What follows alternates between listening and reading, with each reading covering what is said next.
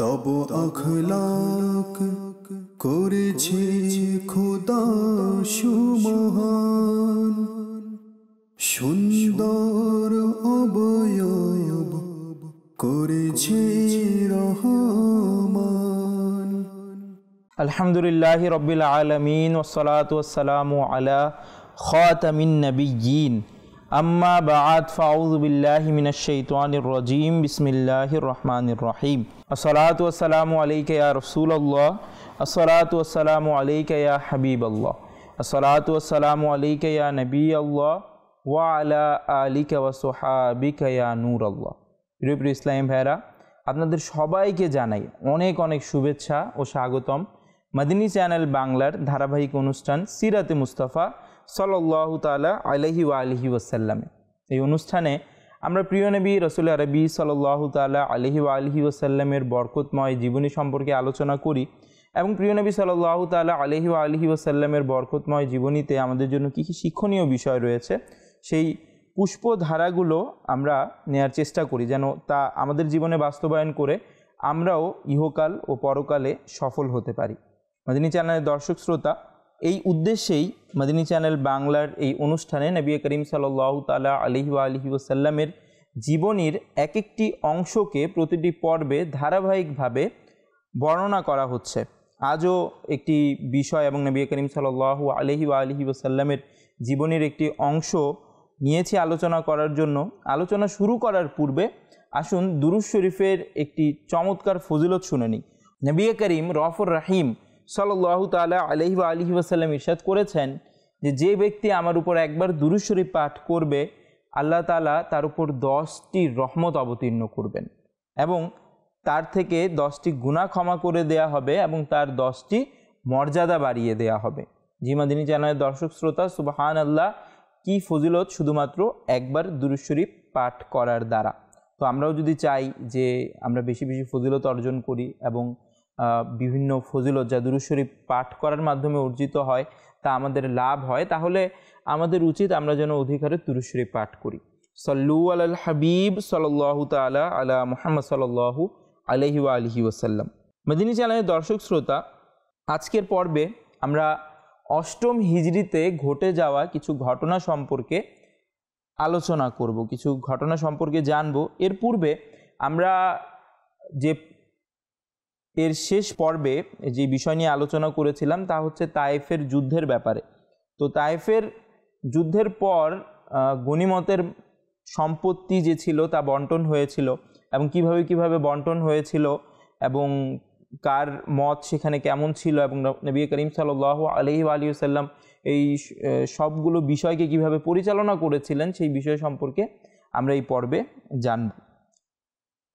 মাদিনী চ্যানেলের দর্শক শ্রোতা, এর পূর্বের পর্বে যেহেতু আমরা তায়েফ সম্পর্কে আলোচনা করেছিলাম, তায়েফের যুদ্ধ সম্পর্কে ইত্যাদি ইত্যাদি বিভিন্ন বিষয় সম্পর্কে, তো এর পরবর্তী অবস্থাতে কি হয়েছে সেই বিষয়টি হচ্ছে যে তায়েফ থেকে যখন নবী করিম সাল্লাল্লাহু তাআলা আলাইহি ওয়া আলিহি ওয়াসাল্লাম অবসর হয়ে বা অবরোধ করেছিলেন সাহাবায়ে কেরামদের সাথে, তো সেটা তুলে নিয়ে যখন জি'রানা নামক স্থানে পৌঁছলেন তখন সেখানে গনিমতের সম্পত্তি যে ছিল, অর্থাৎ যুদ্ধ করার মাধ্যমে যে অর্জিত ধনসম্পদ ছিল তা অনেক বেশি পরিমাণে ছিল।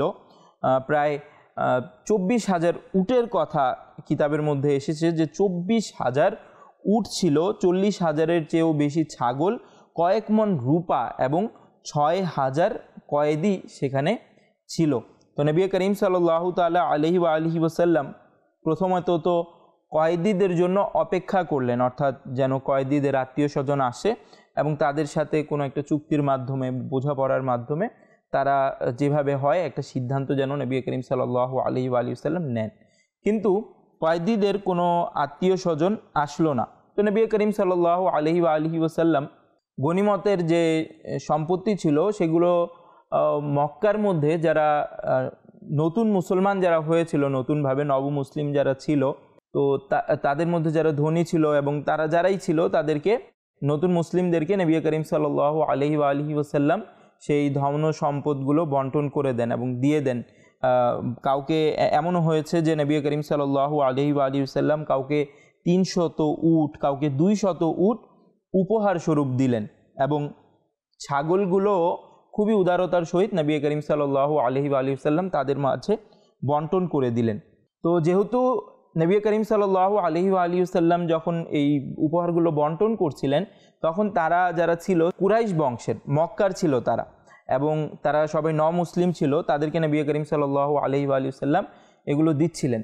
তো আনসার সাহাবাই কেরাম আলাইহিম রিদওয়ান যারা ছিলেন, তাদের মধ্যে কিছু সংখ্যক যুবক এই ব্যাপার নিয়ে নিজেদের মধ্যে কিছু কথা বলছিল যে নবী করিম সাল্লাল্লাহু আলাইহি ওয়া সাল্লাম তো তাদেরকে এত কিছু দিচ্ছেন, আমরাও যুদ্ধ করেছি, আমরাও নবী করিম সাল্লাল্লাহু আলাইহি ওয়া সাল্লাম যখনই যুদ্ধে যান আমরাও নবী করিম সাল্লাল্লাহু আলাইহি সাল্লামের ডাকে সাড়া দিয়ে যাই, কিন্তু নবী করিম সাল্লাল্লাহু আলাইহি সাল্লাম আমাদেরকে কিছু দিচ্ছেন না।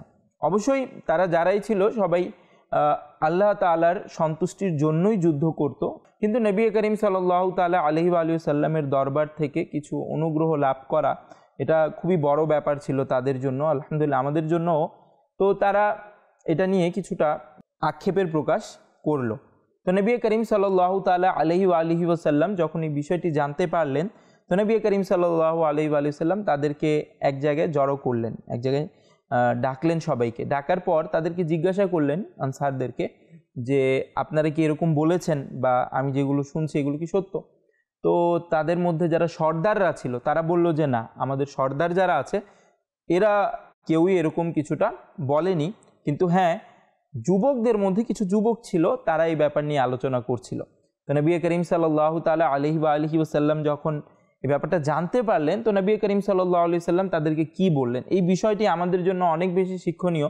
বরং নবী করিম সাল্লাল্লাহু আলাইহি ওয়া সাল্লামের জীবনীতে ঘটে যাওয়া যতগুলো ঘটনা রয়েছে এগুলো আমাদের জন্য শিক্ষণীয়, আমাদের জন্য এগুলোর মধ্যে আদর্শ আছে যে যখন আপনি একটি কোথাও কিছু পরিচালনা করবেন, কোনো প্রতিষ্ঠান পরিচালনা করবেন, পরিবার পরিচালনা করবেন, তখন আপনাকে কিভাবে তাদের সাথে ডিল করতে হবে, তাদের সাথে কিভাবে আচরণ করতে হবে, কারো পক্ষ থেকে কোনো পরামর্শ আসলে বা কেউ যদি কোনো কিছু নিয়ে আক্ষেপ প্রকাশ করে তাকে কিভাবে বুঝাবেন, এই বিষয়গুলো নবী করিম সাল্লাল্লাহু আলাইহি ওয়া সাল্লাম এর জীবনীতে আমরা শিক্ষাগুলো পাই।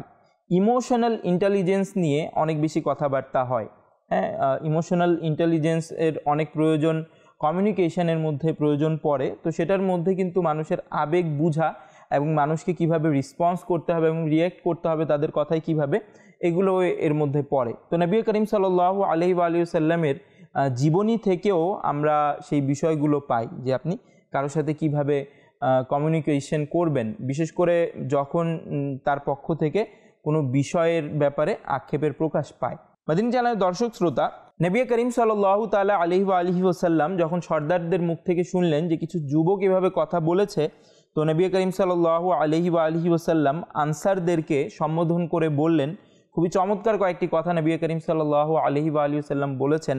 নবী করিম সাল্লাল্লাহু আলাইহি ওয়া সাল্লাম বললেন, এটা কি সত্য নয় যে তোমরা পূর্বে পথভ্রষ্ট ছিলে, আমার মাধ্যমে আল্লাহ তাআলা তোমাদের হেদায়েত দিয়েছেন, তোমরা বিভক্ত ও বিচ্ছিন্ন ছিলে, আল্লাহ পাক আমার মাধ্যমে তোমাদের মধ্যে একতা ও ঐক্য সৃষ্টি করেছেন, তোমরা দারিদ্র ছিলে, আল্লাহ পাক আমার মাধ্যমে তোমাদের ধনী বানিয়ে দিয়েছেন। তো নবী করিম সাল্লাল্লাহু আলাইহি ওয়া সাল্লাম একে অপরের যে সম্পর্ক, তাদের সাথে নবী করিম সাল্লাল্লাহু আলাইহি ওয়া সাল্লামের যে সম্পর্ক, যেই ভাবাবেগ, সেগুলো নবী করিম সাল্লাল্লাহু আলাইহি ওয়া সাল্লাম এই বাক্যগুলো দ্বারা ব্যক্ত করছেন। তো এভাবে বলছেন নবী করিম সাল্লাল্লাহু আলাইহি সাল্লাম যে যখন নবী করিম সাল্লাল্লাহু আলাইহি সাল্লাম এই কথাগুলো বলে যাচ্ছিলেন, তখন সাহাবায়ে কেরাম আলাইহিম রিদওয়ান, আনসাররা যারা ছিলেন তারা বলছিলেন যে আল্লাহ এবং রাসূলের আমাদের প্রতি অনেক অনুগ্রহ রয়েছে।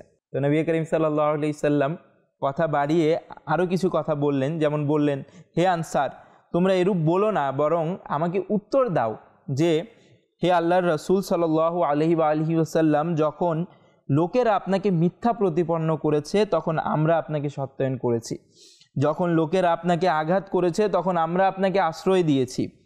যেহেতু নবী করিম সাল্লাল্লাহু আলাইহি ওয়া সাল্লাম মক্কায় হিজরত করে মদিনা শরীফে গিয়েছিলেন এবং মদিনা শরীফের যারা সাহাবায়ে কিরাম আলাইহিম রিদওয়ানরা ছিল বা মদিনাবাসী যারা ছিল, তারা নবী করিম সাল্লাল্লাহু আলাইহি ওয়া সাল্লামের খেদমত করাকে নিজেদের জন্য সৌভাগ্য মনে করেছিলেন। এবং সেই সুযোগ নিয়েছিলেন। নবী করিম সাল্লাল্লাহু আলাইহি ওয়াসাল্লাম প্রথমত তাদের প্রতি নবী করিম সাল্লাল্লাহু আলাইহি ওয়াসাল্লামের দয়া অনুগ্রহ সম্পর্কে তাদের জানালেন। তারপর নবী করিম সাল্লাল্লাহু আলাইহি ওয়াসাল্লাম তাদের থেকে যে খিদমত পেয়েছিলেন, তাদের প্রতি যে সন্তুষ্ট নবী করিম সাল্লাল্লাহু আলাইহি ওয়াসাল্লাম এবং তাদের যেই ভূমিকাগুলো ছিল সেগুলো তাদেরকে স্মরণ করিয়ে দিলেন।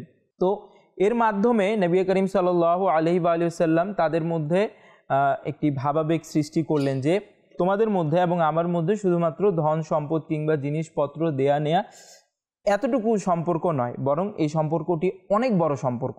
তো নবী করিম সাল্লাল্লাহু আলাইহি ওয়াসাল্লাম তাদেরকে একটি প্রশ্ন করলেন, খুবই চমৎকার। তোমরা কি এটা পছন্দ করো না যে সবাই এখান থেকে ধন সম্পদ নিয়ে নিজের ঘরে যাবে, আর তোমরা আল্লাহর নবীকে নিয়ে, সুবহানাল্লাহ, আল্লাহর নবীকে নিয়ে নিজের ঘরে যাবে? আল্লাহর শপথ, তোমরা যে জিনিসটি নিয়ে তোমাদের ঘরে যাবে তা ওই ধন সম্পদের চেয়ে অনেক বড় যা তারা নিয়ে নিজের ঘরে যাবে। জি মাদিনী চ্যানেলের দর্শক শ্রোতা, এভাবে করে নবী করিম সাল্লাল্লাহু আলাইহি ওয়াসাল্লাম বললেন, হে আনসাররা, তোমাদের এবং আমার মাঝে যে সম্পর্ক সেটা তো ওই সব কিছুর ঊর্ধ্বে। আমি তো তোমাদের হয়ে গিয়েছি, অর্থাৎ আমি তো তোমাদের জন্যই, আমি তো তোমাদের উপর অনুগ্রহকারী। নবী করিম সাল্লাল্লাহু আলাইহি ওয়াসাল্লাম তাদের সাথে ভালোবাসার বহিঃপ্রকাশ করলেন এবং এই কথাটি তাদেরকে বললেন। এই কথা শুনে আনসাররা অবচেতন মনে চিৎকার করে উঠলেও যে ইয়া রাসূলুল্লাহ সাল্লাল্লাহু আলাইহি ওয়াসাল্লাম, আমরা এতেই সন্তুষ্ট, আমাদের শুধুমাত্র আল্লাহর রসুলকেই চাই। এবং অধিকাংশ আনসারের তো এমন অবস্থা হয়ে গেল যে তারা কাঁদতে কাঁদতে অস্থির হয়ে গেল এবং চোখের পানিতে তাদের দাড়ি ভিজে গেল। অতঃপর হুজুর সাল্লাল্লাহু আলাইহি ওয়াসাল্লাম আনসারদের বুঝালেন যে মক্কার লোকেরা একেবারেই নতুন মুসলমান। আমি তাদেরকে যা কিছুই দিয়েছি এটা তাদের বিশেষ অধিকারের কারণে নয়, বরং তাদের অন্তরে যেন ইসলামের প্রতি আগ্রহ ভালোবাসা জন্মে, এই উদ্দেশ্যেই দিয়েছি। অতঃপর ইরশাদ করেন, যদি হিজরত না হতো তবে আমি আনসারদের মধ্যে হতাম, এবং যদি সকল লোক কোনো উপত্যকা এবং ঘাটিতে চলে যায় আর আনসার অন্য কোনো উপত্যকায় এবং ঘাটিতে চলে যায়, তবে আমি আনসারের উপত্যকা ও ঘাটিতে যাব।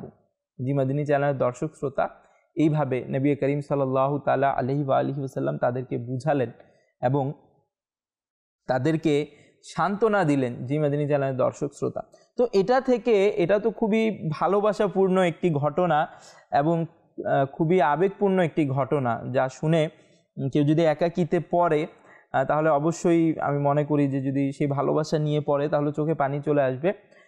আর এটার মধ্যে শিক্ষণীয় একটি বিষয় রয়েছে কি, নবী করিম সাল্লাল্লাহু আলাইহি ওয়াসাল্লামের শান তো অনেক বড়, মর্যাদা তো অনেক বড়, কিন্তু আমরা নবী করিম সাল্লাল্লাহু আলাইহি ওয়াসাল্লামের জীবনী থেকে এটা শিক্ষা নিতে পারি যে যখন কারো পক্ষ থেকে কোনো কিছু আসবে, যখন কারো থেকে কেউ আমরা কোনো সিদ্ধান্ত নিলে কেউ যদি আক্ষেপ করে বা তার যদি কিছু বলার থাকে, তার যদি পরামর্শ থাকে, তাহলে সেটাকে যেন সাদরে গ্রহণ করি, এবং যদি সেটা গ্রহণ করার মতো না হয় তাহলে তাকে যেন বুঝাই যে কেন আমি এই সিদ্ধান্তটা নিয়েছি বা কেন আমি করছি। একটা নেতার কাজ বা ঘরের যে পরিচালক, বাবা হন কিংবা মা কখনো কখনো বাচ্চাদেরকে সবাইকে পরিচালনা করেন, কখনো কখনো বাবা সবার ব্যাপারে সিদ্ধান্ত নেন, কখনো প্রতিষ্ঠানের পরিচালক বিভিন্ন বিষয়ে সিদ্ধান্ত নেন। বিভিন্ন প্রতিষ্ঠানে আমরা জব করি কিংবা পড়ালেখা করি, তো আমরা যারা প্রতিষ্ঠানের আমরা কোথাও না কোথাও তো একটা দায়িত্বে থাকি।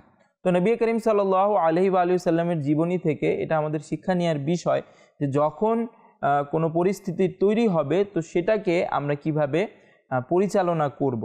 জি মাদিনী চ্যানেলের দর্শক শ্রোতা, তো আমরা যদি নবী করিম সাল্লাল্লাহু আলাইহি ওয়াসাল্লামের আদর্শের দিকে খেয়াল রাখি তো আশা করি আমরা খুব ভালোভাবে যে কোনো বিষয় পরিচালনা করতে পারবো। এগুলো যা বলছি এটা নেতৃত্বের বৈশিষ্ট্যের একটি, অর্থাৎ লিডারশিপের যেই গুণগুলো একজনের জন্য দরকার সেটার একটি এটিও, যে যখন এমন কোনো পরিস্থিতির সম্মুখীন আপনি হবেন তখন সেটাকে আপনি কিভাবে হ্যান্ডেল করবেন। মাদিনী চ্যানেলের দর্শক শ্রোতা, বলছিলাম যে যখন যুদ্ধ শেষ হলো তখন গনিমতের মাল অনেক ছিল এবং অনেক বন্দিও নবী করিম সাল্লাল্লাহু আলাইহি সাল্লামের কাছে ছিল। নবী করিম সাল্লাল্লাহু আলাইহি সাল্লাম যখন তাদের আত্মীয় স্বজনদের মধ্যে কেউ আসেনি তো নবী করিম সাল্লাল্লাহু আলাইহি সাল্লাম সাহাবায়ে কেরামদের সেটা বন্টন করে দিয়েছিলেন। তো যখন নবী করিম সাল্লাল্লাহু আলাইহি সাল্লাম এগুলো সব বন্টন করে দিলেন, তো বনি সাদ গোত্রের নেতা জাহির আবু সাদার কিছু সম্মানিত ব্যক্তিদের সাথে নিয়ে প্রিয় নবী সাল্লাল্লাহু আলাইহি সাল্লামের দরবারে উপস্থিত হলো এবং নবী করিম সাল্লাল্লাহু আলাইহি সাল্লামকে আরজ করলো যা সে বলেছিল এবং যা নবী করিম সাল্লাল্লাহু আলাইহি সাল্লামের কাছে তার আবেদন ছিল সেটার কিছু সারমর্ম বলছি। হে মুহাম্মদ সাল্লাল্লাহু আলাইহি ওয়াসাল্লাম, আপনি আমাদের বংশের এক মহিলা হালিমার দুধ পান করেছেন। নবী করিম সাল্লাল্লাহু আলাইহি সাল্লাম যখন শিশু ছিলেন, আপনারা সবাই জানেন, হালিমা সাদিয়া রাদিয়াল্লাহু তাআলা আনহা এর দুধ তিনি পান করেছিলেন। তো হালিমা সাদিয়া রাদিয়াল্লাহু তাআলা আনহা হচ্ছে নবী করিম সাল্লাল্লাহু আলাইহি সাল্লামের দুধ মা। তো সে বলছে নবী করিম সাল্লাল্লাহু আলাইহি সাল্লামকে যে আপনি দুধ পান করেছিলেন আমাদের বংশের এক মহিলার কাছে। আপনি যে মহিলাদেরকে এই ছাউনিতে বন্দি করে রেখেছেন তাদের মধ্যে অনেকে আপনার দুধ সম্পর্কীয় ফুফি এবং অনেকে আপনার খালা রয়েছে। আল্লাহর শপথ, যদি আরবের বাচ্চাদের মধ্যে কোনো বাচ্চা আমাদের বংশের কোনো মহিলার দুধ পান করে তবে আমাদের তার প্রতি আশা বেড়ে যায়, আর আপনার প্রতি তো আপনি প্রিয় নবী সাল্লাল্লাহু আলাইহি সাল্লামের প্রতি তো আমাদের আশা আরও বেশি।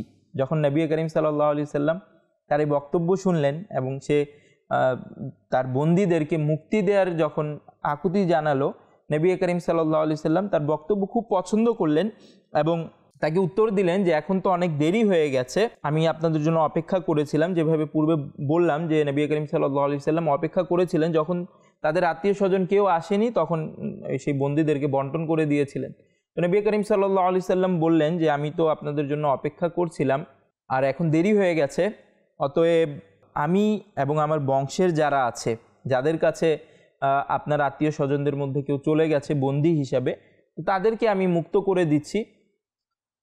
কিন্তু মুসলমানরা যাদেরকে নিয়ে গেছে, অর্থাৎ অন্যান্য যারা সাহাবায়ে কেরাম আলাইহিম রিদওয়ানরা নিয়ে গেছেন, তো সেটার ব্যাপারে যখন তারা আসবে, তখন নামাজের সময় যখন তারা আসবে তখন আপনি তাদেরকে বলবেন। তো যখন সাহাবায়ে কেরাম আলাইহিম রিদওয়ানরা অন্যান্যরা যখন নামাজের জন্য আসলো তখন জোহরের নামাজের সময়, তো সেই সর্দার ব্যক্তিটি এই আবেদন জানালো। তো নবী করিম সাল্লাল্লাহু আলাইহি সাল্লাম তাদেরকে ইরশাদ করলেন যে আমার শুধুমাত্র আমার বংশীয়দের ব্যাপারেই অধিকার রয়েছে, কিন্তু সকল মুসলমানদের প্রতি সুপারিশ করছি যে বন্দীদের মুক্তি দিয়ে দেয়া হোক। যিনি জানার দর্শক শ্রোতা, নবী করিম সাল্লাল্লাহু আলাইহি সাল্লাম যদি চাইতেন বলতে পারতেন যে, কারণ এই সব রাজত্ব নবী করিম সাল্লাল্লাহু আলাইহি সাল্লামের, এই সব সালতানাত নবী করিম সাল্লাল্লাহু আলাইহি সাল্লামের, এই সব কিছু নবী করিম সাল্লাল্লাহু আলাইহি সাল্লামের। আল্লাহ তাআলা নবী করিম সাল্লাল্লাহু আলাইহি সাল্লামকে দান করেছেন এবং নবী করিম সাল্লাল্লাহু আলাইহি সাল্লামের ওসিলাতে আমরা এগুলো পেয়েছি। তো নবী করিম সাল্লাল্লাহু আলাইহি ওয়াসাল্লাম যদি চাইতেন তাহলে নিজে থেকেই সবগুলো মুক্তি করে দিতে পারতেন, কিন্তু নবী করিম সাল্লাল্লাহু আলাইহি সাল্লাম আমাদেরকে এখানে শিক্ষার কিছু মদিনী ফুল দিচ্ছেন যে যখন অন্য কাউকে কিছু দেয়া হয় তখন যেন সেটাকে তার অধিকারেই ছেড়ে দেয়া হয়।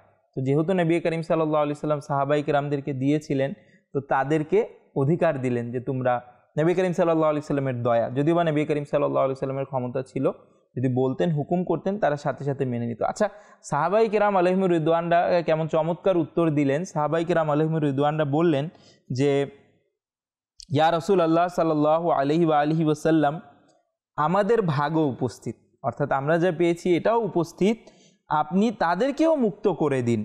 এভাবে সাথে সাথেই ৬,০০০ যুদ্ধ বন্দীদের মুক্ত হয়ে গেল। জি মদিনী চ্যানেলের দর্শক শ্রোতা, এভাবে করে নবী করিম সাল্লাল্লাহু আলাইহি সাল্লাম সেই ৬,০০০ বন্দীদেরকে মুক্ত করে দিলেন। জি মদিনী চ্যানেলের দর্শক শ্রোতা, এই ঘটনাগুলো থেকে নবী করিম সাল্লাল্লাহু তাআলা আলাইহি ওয়াসাল্লামের যেমন ভালোবাসা এবং সুন্দর আচরণ এবং দয়া সাহাবায়ে কেরাম আলাইহিম রিদওয়ানদের প্রতি প্রকাশ পায়, এরই সাথে কিছু শিক্ষণীয় মদিনী ফুল এবং আদর্শও আমাদের সামনে রেখে যায় এই ঘটনাগুলো।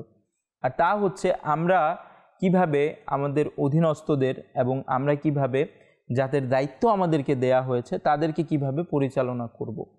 তো এই শিক্ষাটা আমরা এখান থেকে পাই। অতএব যখনই আমরা কোনো জায়গার দায়িত্বে থাকি, কমপক্ষে এতটুকু তো আমরা থাকি যে একসময় আমরা কেউ মা কিংবা কেউ বাবা হয় এবং কেউ ঘরের মুরব্বি হয় কিংবা কেউ কোনো প্রতিষ্ঠানের বড় হয় বা এক পর্যায়ে তার অধীনস্থ কেউ না কেউ থাকে। তো এরকম পর্যায়ের হলে আমরা তাদের সাথে কত ভালো আচরণ করব, কোনো সিদ্ধান্ত নিলে তাদেরকে কিভাবে সেই সিদ্ধান্তটা উপস্থাপন করব, কিভাবে বুঝাবো, যেন আমার কাছে যতই ক্ষমতা থাক না কেন ভালোবাসাপূর্ণ আচরণে যেন সে এটাকে মানে, ক্ষমতার জোরে না।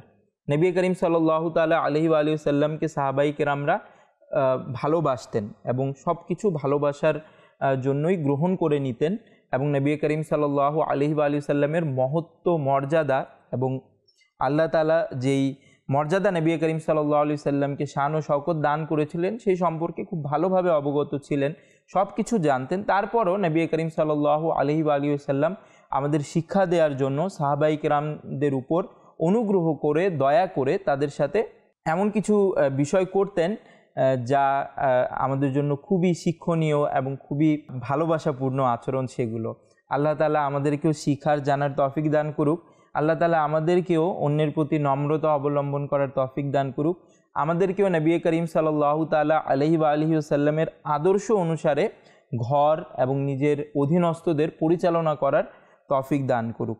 প্রিয় ইসলামী ভাইয়েরা, অবশ্যই নবী করিম সাল্লাল্লাহু তাআলা আলাইহি ওয়া আলিহি ওয়াসাল্লামের আদর্শেই ইহকাল ও পরকালের সফলতা বিদ্যমান। মাদানী চ্যানেলের দর্শক শ্রোতা, আগামী পর্বেও এই অধ্যায়ের আরও কিছু বিষয় নিয়ে আলোচনা করব, খুবই চমৎকার বিষয়। তো আগামী পর্ব দেখার আমন্ত্রণ জানিয়ে বিদায় নিচ্ছি। সল্লু আলাল হাবিব সাল্লাল্লাহু তাআলা আলা মুহাম্মদ সাল্লাল্লাহু আলাইহি ওয়া আলিহি ওয়াসাল্লাম। তব আখলাক করেছে খোদা সুমহান, সুন্দর অবয়ব করেছে রহমান।